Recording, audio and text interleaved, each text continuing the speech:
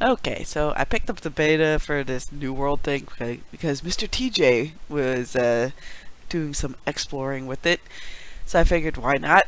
Uh, basically, um, how to put this? I have the recommended requirements for this game, but in about the 4 hours of playtime I have, I've hard crashed once, and I crashed the other time to the desktop. And both times it happened, I was in the one major city hub that you first reach when you play the game. It is a resource hog.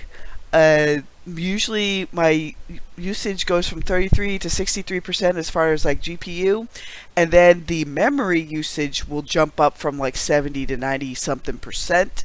Even if I shut down every other program I have going except for Steam and its overlay, like I shut down its overlay too, yet this game still crashed after about the 2 hour mark in the city, mind you.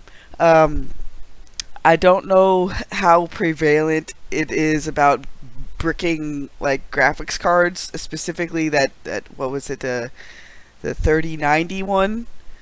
I think it might be one of the GeForce, cards, the EV3A card, I think. But mine is that kind of card, but it's a GeForce GTX 980 Ti, and this game says that you're supposed to have at least a 970 like recommended. It's not supposed to eat that much of your stuff, but it does.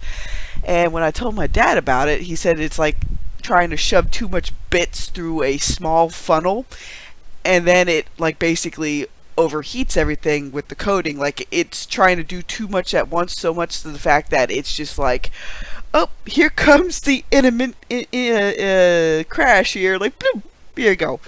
Now, but what I could play of the game, they have a very solid foundation for crafting.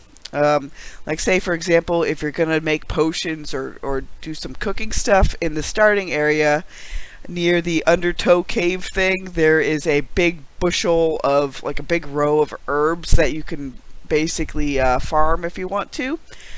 Um, the refresh rate on resources is pretty robust, so that way you probably won't have too many people camping resource nodes.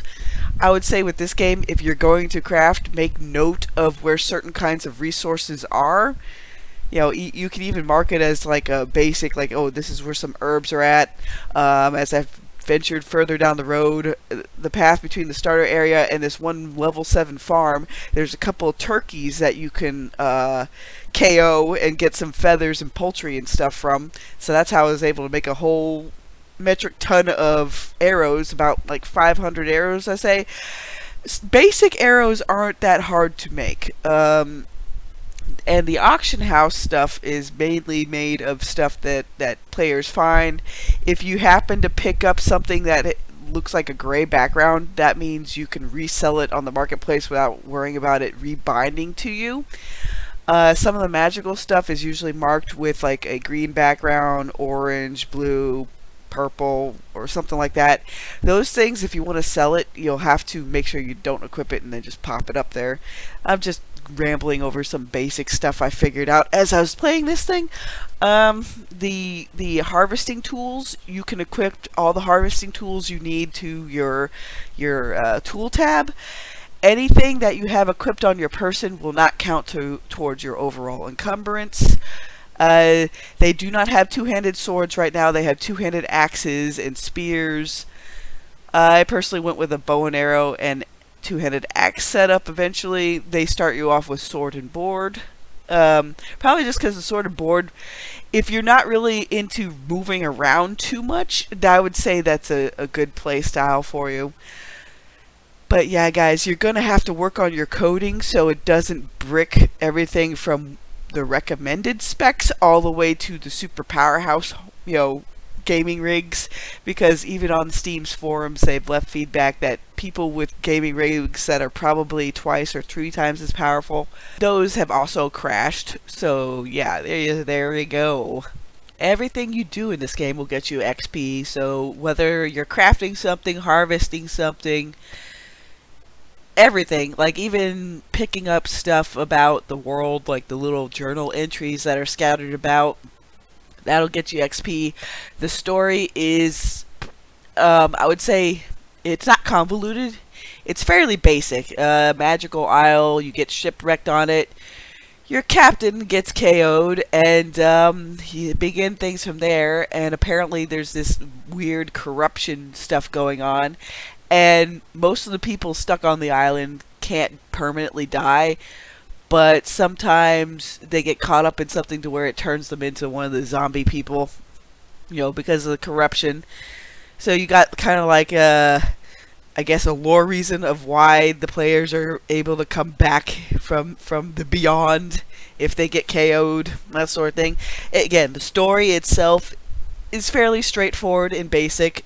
If you're looking for more of like a MMO, like Lord of the Rings or something, where it has like this richer tapestry to draw from, it's probably not going to be your cup of tea. Like me, I personally, I like to go around and just, explore things and collect things, kind of like the way, how was it done in that other MMO I played?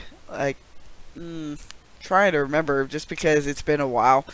But no, this thing, New World, it's kind of like the aesthetic is a little bit more Greedfall, but the controls are a lot more straightforward as well.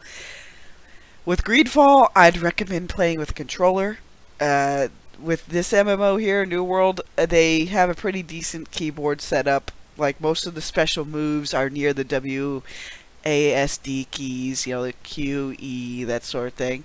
The dodge key is the shift key that's over there next to A, so that way if you're playing, you don't have to really think about which direction you're doing. That's why I say, like, if you're gonna be playing a type of character setup where you don't have to worry about outmaneuvering people as much, sword and board seems to be the way to go.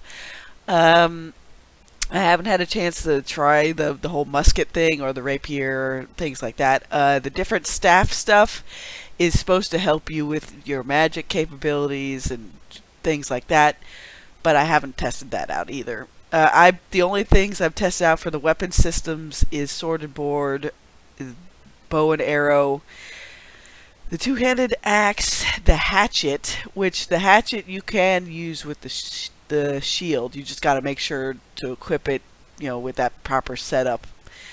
But I don't think the hatchet relies on anything to do with the shield as far as like skill tree, because your character can learn a lot of different skill trees if you want.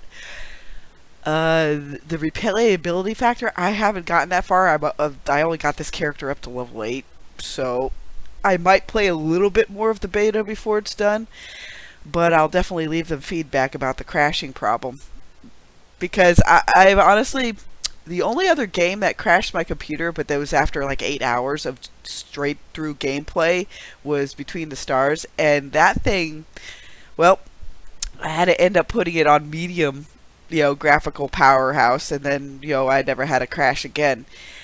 It's just, I guess with some programming, yeah, it's like how my dad said it. If it's trying to do too much at once, which both these crashes happened in the city where there's the multitude of people, they might have to create instanced cities to where there's a certain cap of the amount of people running around, so that way it doesn't kind of like take up too much graphical power on people's rigs. Even people that have higher octane rigs have reported multiple crashes. So there you have it, folks. It has the beginnings of something decent. It's just they got a little ways to go, and furthermore, it looks like their cosmetic shop is going to work kind of like how Lord of the Rings cosmetic shop works. And I don't know if they'll have a monthly fee. I'm not even sure about that right now. So, see you guys later.